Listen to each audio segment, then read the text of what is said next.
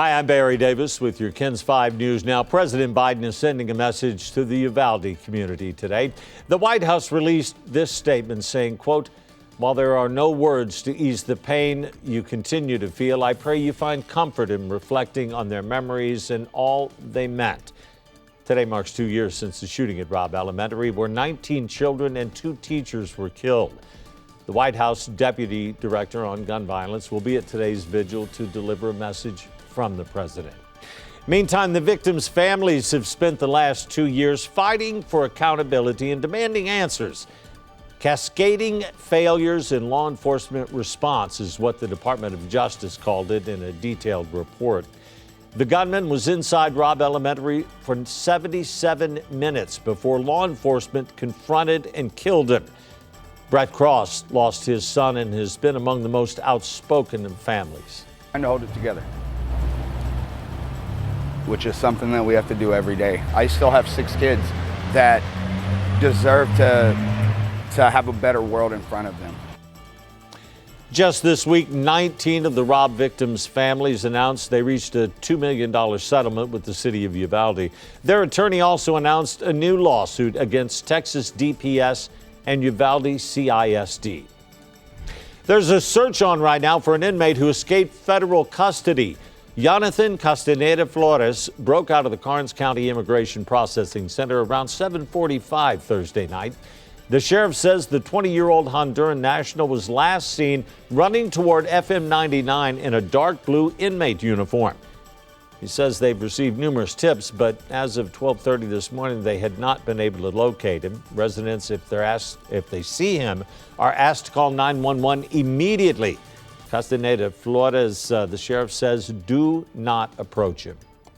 We have new information on the 2 teens who were shot while playing with a toy water pellet gun. One woman says those teens shot at her daughter.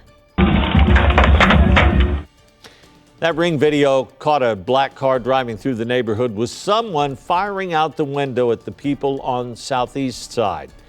The woman says what hit her daughter were hard pellets. She says her daughter was hurt by those pellets too, and now she's concerned about their safety.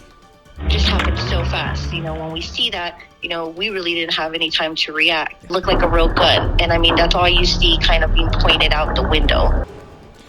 Hours later, those teens were shot by someone with a real gun near downtown. 2 of them were hit. They're still in the hospital. Police also say those teens could face charges. This may be a record-breaking weekend for travel. AAA predicting millions of Texans will take off over Memorial Day holiday. Today could be especially hectic on the roads, and you can expect long lines at the airports. If you plan on driving, the best time to leave, they say, before noon and after 6. Anywhere in between, you could run into congested roads or rush hour traffic. AAA suggests taking breaks from driving, too, if you're traveling very far. Pull over every couple of hours and make sure your car's maintenance is up to date before you hit the road. Now, if you're flying, San Antonio International says arrive early, at least 2 hours early, to avoid missing your flight. And you probably should check availability for parking at the airport, too. Definitely say check online for the parking garages. You can see what level they're at, and then arrive early, make sure you get through TSA in time.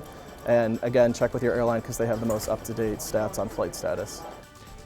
If you're flying international, a good rule of thumb is to be at the airport at least 3 hours before boarding time. And no matter where you're going to be today, Maggie, if you're going to be outside, better have some water with you. You better have plenty of water with you because the heat advisory is in place 1 through 7 p.m. and I expect more of this throughout the weekend, Barry. All right. Thank you, Maggie.